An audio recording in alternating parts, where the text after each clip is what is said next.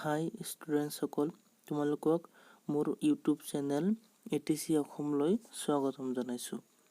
আজি মই তোমালোকৰ কাৰণে টেন্সৰ পাৰ্ট 4 লৈ আহিছোঁ আৰু যি পাৰ্ট 4ত আজি মই পাষ্ট ইনডিফিনিট আৰু পাষ্ট কণ্টিনিউৱাছ টেন্সৰ বিষয়ে আলোচনা কৰিম।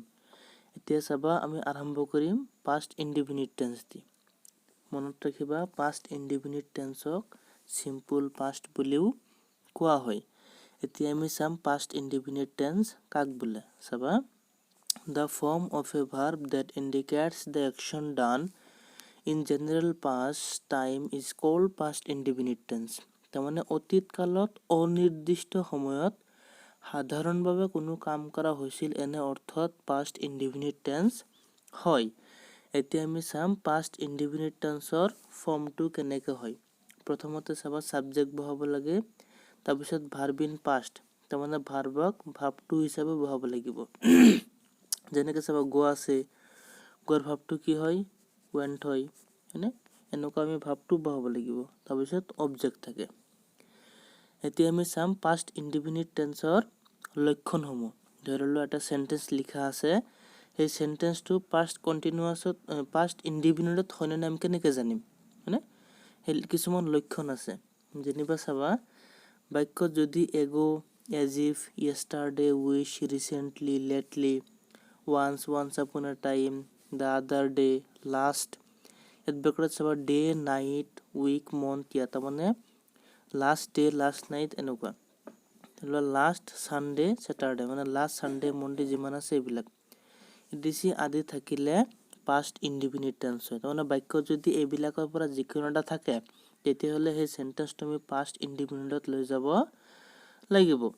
এতিয়া চাবা, প্ৰথম এক্সাম্পলত আছে, the hunter hunt a tiger last Sunday. চ' বাক্যত কি আছে? লাষ্ট ছানডে, তাৰমানে আমি এই চেণ্টেন্সটোক পাষ্ট ইনডিফিনিটত কৰিব লাগিব, হয়নে? ইয়াত চাবা, দ্য হাণ্টাৰটো হ'ল ছাবজেক্ট, আৰু আমি জানো যে ছাবজেক্টৰ পিছত ইয়াত ভাৰ্বটো বহাব লাগে, হয়নে? ইয়াত তেন্তে ভাৰ্ব ব্ৰেকেটত আমি জানো ভাৰ্ব 1 থাকে, তেন্তে হাণ্টাৰ ভাৰ্বটো কি? হাণ্টেড। ঠিক 2 নম্বৰত চাবা, উই গো টু শ্বিলং য়েষ্টাৰডে। চোৱা, য়েষ্টাৰডে আছে, আৰু আমি জানো বাক্যত য়েষ্টাৰডে থাকিলে পাষ্ট ইনডিফিনিট টেন্স হয়। ইয়াত উই হ'ল ছাবজেক্ট, ব্ৰেকেটত ভাৰ্ব 1 গো, গোৰ ভাৰ্বটো কি? ৱেণ্ট, তাৰমানে উই ৱেণ্ট টু শ্বিলং য়েষ্টাৰডে। 3 নম্বৰ এক্সাম্পলত চাবা কি লিখা আছে, শ্বি ড্ৰিম এ ড্ৰিম লাষ্ট নাইট। চ' বাক্যত লাষ্ট নাইট আছে, তাৰমানে পাষ্ট ইনডিফিনিট টেন্স হ'ব। ইয়াত শ্বি হ'ল ছাবজেক্ট, ব্ৰেকেটত ভাৰ্ব 1 থাকে, এই ড্ৰিমৰ ভাৰ্বটো কি? ড্ৰিমড, হয়নে? চ' ইয়াত এনচাৰ কি হ'ল? She dreamed a dream last night. 4 নম্বৰত চাবা কি আছে, Jia have her meals an hour ago. চ' বাক্যত এগো আছে, আৰু আমি জানো এগো থাকিলে পাষ্ট ইনডিফিনিট টেন্স হয়। ইয়াত জিয়া হ'ল ছাবজেক্ট, ইয়াত হেভৰ ভাৰ্বটো কি? হেড, তো Jia had her meals in an hour ago. 5 নম্বৰত চাবা কি লিখা আছে, যে he behaves as if he know everything. চ' বাক্যত এজ ইফ আছে, হয়নে? হয়তো এজ ইফ হ'ব লাগে, এজ ইফ আছে। এজ ইফ থাকিলে পাষ্ট ইনডিফিনিট টেন্স হয়, হয়নে? গতিকে আমি কি কৰিম, ইয়াত ছাবজেক্ট হি আছে, চাবা ইয়াত ব্ৰেকেটত কি আছে? ভাৰ্ব 1 আছে, হয়নে? ইয়াক আমি ভাৰ্বটো বনাম, নোৰ ভাৰ্বটো কি? নিউ হ'ল। এতিয়া তাৰ পিছৰ এক্সাম্পলটো চাবা, হি বিহেভছ, ইয়াতো হি বিহেভছ আছে, ইয়াতো এজ ইফ, ইয়াতো এজ ইফ, ইয়াতো হি, হয়নে? ইয়াত চাবা ন আছে, কিন্তু ইয়াত বি আছে। অকণমান বুজিব চেষ্টা কৰিবা। চাবা, বাক্যত যদি এজ ইফ থাকি মেইন ভাৰ্ব থাকিলে তাক ভাৰ্বটো বনাব লাগে, কিন্তু বাক্যত এজ ইফ থাকি যদি ব্ৰেকেটত বি থাকে, সেই বিৰ জেগাত ৱেৰ বহাব লাগে, সদায় মনত ৰাখিবা। ঠিক এনেকুৱা নিয়ম আৰু এটা আছে, চাবা ইয়াত আছে I wish I know' him. Wish থাকিলে পাষ্ট ইনডিফিনিট টেন্স হয়। চাবা ইয়াত এনচাৰ কি হ'ব? আই উইচ, আই ন'ৰ ভাৰ্বটো কি আছিলে? নিউ হিম হয় না, কিন্তু ইয়াত চাবা উইশ থাকি ব্ৰেকেটত কি আছে বি আছে, গতিকে ইয়াত কি হ'ব আই উইশ আই ৱেৰ।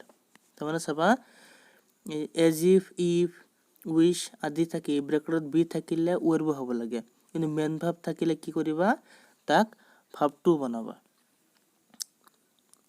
এতিয়া চাবা আমি পাষ্ট কণ্টিনিউয়াছ টেন্স আলোচনা কৰিম। আগত চাম পাষ্ট কণ্টিনিউয়াছ টেন্স কি বা কাক বোলে।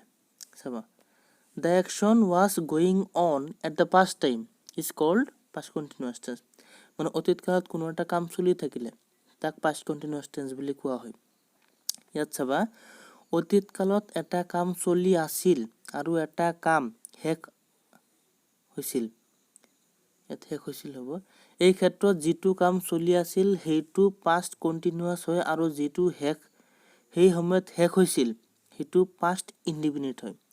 তাৰমানে ধৰি লোৱা দুটা কাম একলগত, মানে যিটো কাম শেষ হৈছে সেইটো পাষ্ট ইনডিফিনিটত হ'ব আৰু যিটো কাম চলি আছিল সেইটো হ'ব পাষ্ট কণ্টিনিউয়াছ টেন্স। ইয়াত ফৰ্ম চাবা কি আছে, ছাবজেক্ট বহাব লাগিব, ছাবজেক্টৰ লগত ৱাজ বা ৱেৰ ইয়াৰ পৰা যিকোনো এটা বহাব লাগিব। ক'ত কি বহাব লাগে নিশ্চয় ক'ম। তাৰপিছত চাবা ভাৰ্ব ওৱানৰ লগত আইএনজি ঠিক অবজেক্ট। ইয়াত চাবা এটা এক্সাম্পল আছে, মই যেতিয়া তেওঁৰ ঘৰত গৈছিলোঁ তেওঁ বাগিচাত কাম কৰি আছিল। ইয়াত নিয়ম আছিলে যিটো কৰি থকা বুজাই কাম সেইটো পাষ্ট কণ্টিনিউয়াছ আৰু যিটো শেষ হৈছিল সেইটো পাষ্ট ইনডিফিনিট। ইয়াত চাবা মই যেতিয়া তেওঁৰ ঘৰত গৈছিলোঁ এইটো শেষ হোৱা বুজাইছে হয়নে, তাৰমানে কি হ'ব when I went to his home, তেওঁ বাগিচাত কাম কৰি আছিল হয়নে, ইয়াত কি হ'ব he was working in the garden।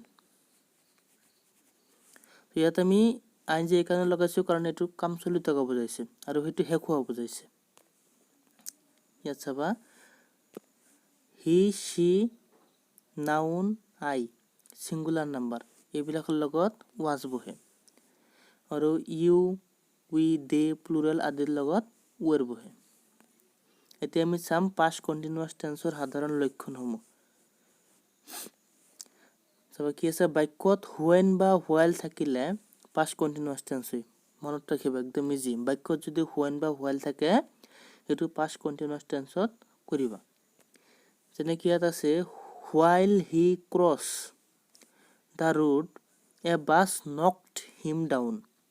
ইয়াত চোৱা বাক্যত while আছে, তাৰমানে আমি পাষ্ট কণ্টিনিউয়াছ টেন্সত কৰিব লাগিব হয়নে। আমি কৰিম চাবা while, ইয়াত হিটো হ'ল ছাবজেক্ট হয়নে, আৰু আমি জানো ছাবজেক্টৰ পিছত ৱাজ বা ৱেৰ আছে আৰু ইয়াত হিৰ লগত কি বহে ৱাজ বহে। তাৰপিছত আছে ভাৰ্ব ওৱান, আমি জানো ব্ৰেকেটত ভাৰ্ব ওৱান থাকে আৰু তাৰ লগত এই সূত্ৰত আইএনজি লগাব লাগে, গতিকে হি ৱাজ ক্ৰছিং, বাকীখিনি চেম। 2 নম্বৰত চাবা when I reached the school the teacher teach. এই বাক্যত হুৱেন আছে, আমি জানো হুৱেন বা হোৱাইল থাকিলে পাষ্ট কণ্টিনিউয়াছ টেন্স হয়। আমি কাৰেকশ্যন ক'ত কৰিব লাগে, কাৰেকশ্যন ব্ৰেকেটত হয়নে। এইখিনি চাবা ঠিকেই হ'ব, ইয়াত টিচাৰ চাবা ইয়াত এক বচন বুজাইছে হয়নে, তো ইয়াৰ লগত ৱাজ হ'ব, টিচ ভাৰ্ব ওৱান আৰু ভাৰ্ব ওৱানৰ লগত আইএনজি বহাব লাগে, হৈ গ'ল। 3 নম্বৰ এক্সাম্পলত চাম আমি কি লিখা আছে, when I go to school I met her. বাক্যত হুৱেন আছে হয়নে, আমি জানো হুৱেন বা হোৱাইল থাকিলে পাষ্ট কণ্টিনিউয়াছ টেন্স হয়, গতিকে এইটো আমি কি কৰিম হুৱেন আই টু ছাবজেক্ট আইৰ লগত কি হয় ৱাজ হয় হয়নে, I was, go verb one ইয়াৰ লগত ING when I was going. আশা কৰোঁ তোমালোকে মই আজি যিখিনি পাৰ্ট 4 পঢ়ালোঁ পাষ্ট ইনডিফিনিট আৰু পাষ্ট কণ্টিনিউয়াছ টেন্স নিশ্চয় তোমালোক বুজি পাইছা। যদি কোনোবাই চেনেলত নতুন আহিছা, মই তলত ডেছক্ৰিপশ্যনত পাৰ্ট 1, 2 আৰু 3 দি দিছোঁ, তোমালোকে সেইটো চাই ল'বা। আৰু মই আশাবাদী তোমালোক মোৰ চেনেলটো ছাবস্ক্ৰাইব কৰিবা, লগতে তোমাৰ বন্ধু বান্ধৱীসকলৰ মাজত শ্বেয়াৰ কৰিবা যাতে সিহঁতেও জানিব পাৰে। ধন্যবাদ।